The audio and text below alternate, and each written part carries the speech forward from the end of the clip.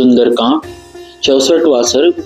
दधि मुख से सुग्रीव का संदेश सुनकर अंगद, हनुमान आदि वानरों का किष्किंधा में पहुंचना और हनुमान जी का श्री राम को प्रणाम करके देवी सीता के दर्शन का समाचार बताना।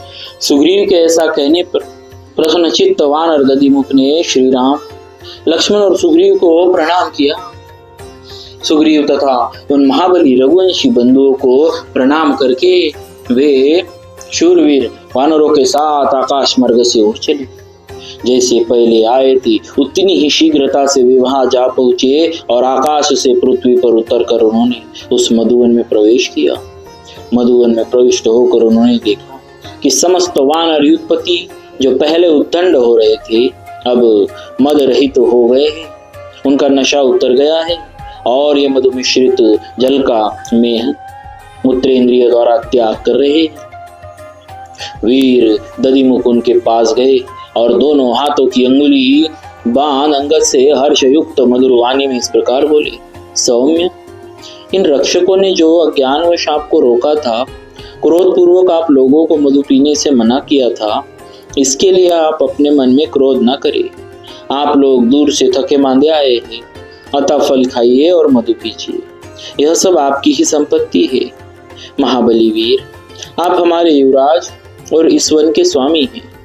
कपि श्रेष्ठ, मैंने पहले मूर्खतावश जो रोष प्रकट किया था उसे आप क्षमा करें, क्योंकि पूर्व काल में जैसे आपके पिता वानरों के राजा थे उसी प्रकार आप और सुग्रीव भी है।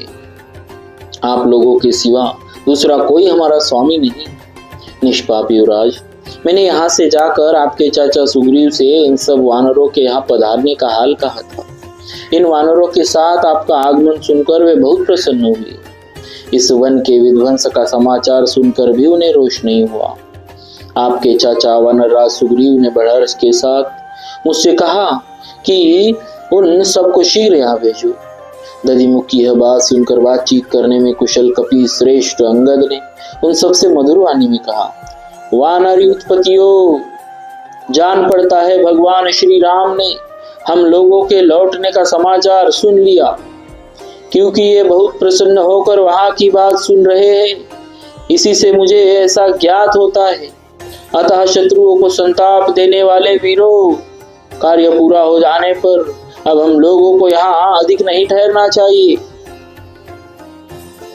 पराक्रमी वानर इच्छानुसार मधु पी चुके, अब यहाँ कौन सा कार्य शेष है, इसलिए वही चलना चाहिए जहाँ वानरराज सुग्रीव है।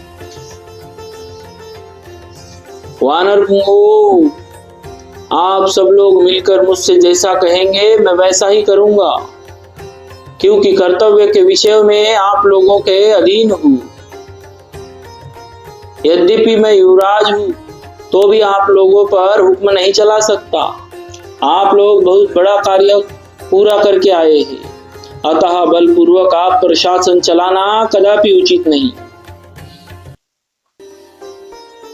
उस समय इस तरह बोलते हुए अंगद का उत्तम वचन सुनकर सब वानरों का चित्त प्रसन्न हो गया और वे इस प्रकार बोले, राजन, कपि श्रेष्ठ, स्वामी होकर भी आपने अधीन रहने वाले लोगों से कौन इस तरह की बात करेगा।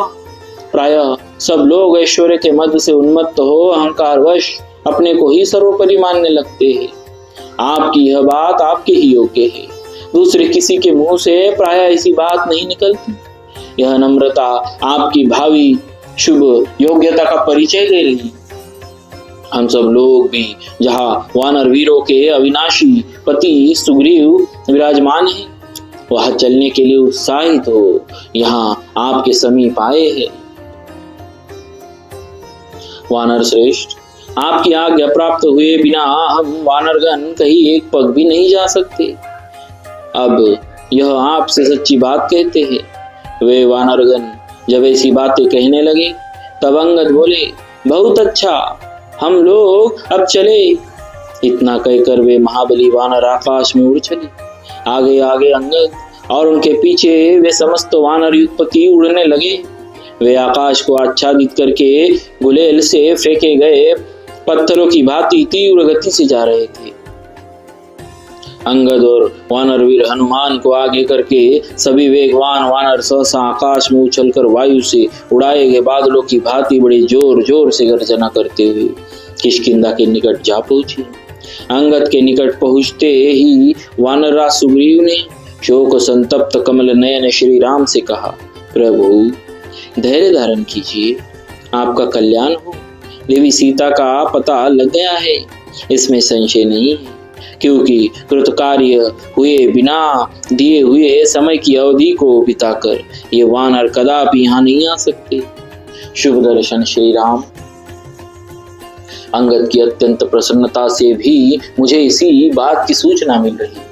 यदि काम बिगाड़ दिया होता तो वानरों में श्रेष्ठ युवराज महाबाहु अंगद मेरे पास कदापि लौट कर नहीं आते।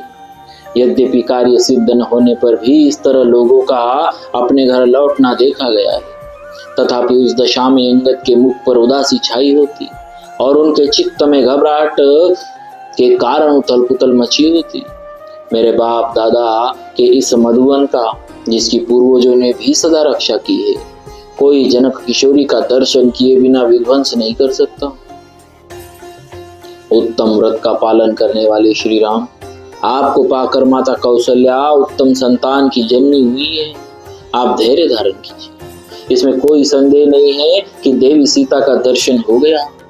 किसी और ने नहीं, हनुमान जी ने ही उनका दर्शन किया है।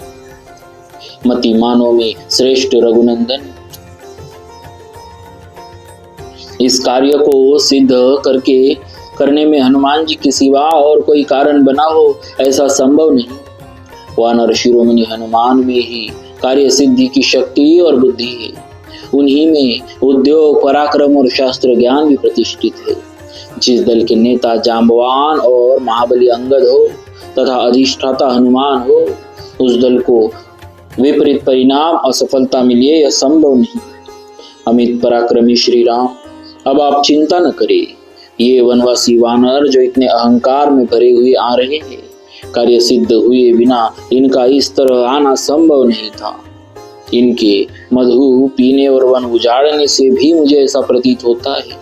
वे इस प्रकार कह ही रहे थे कि उन्हें आकाश में निकट से वानरों की किलकारियां सुनाई दी।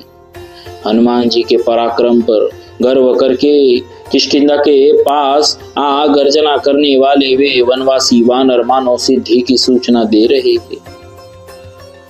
उन वानरों का वह सिंहनाद सुनकर कपि श्रेष्ठ सुग्रीव का हृदय हर्ष से खिल उठा। उन्होंने अपनी पूंछ लंबी एवं ऊंची कर दी। इतने में ही श्री रामचंद्र जी के दर्शन की इच्छा से अंगद और वानरवीर हनुमान को आगे करके वे सब वानर वहां आ पहुंचे।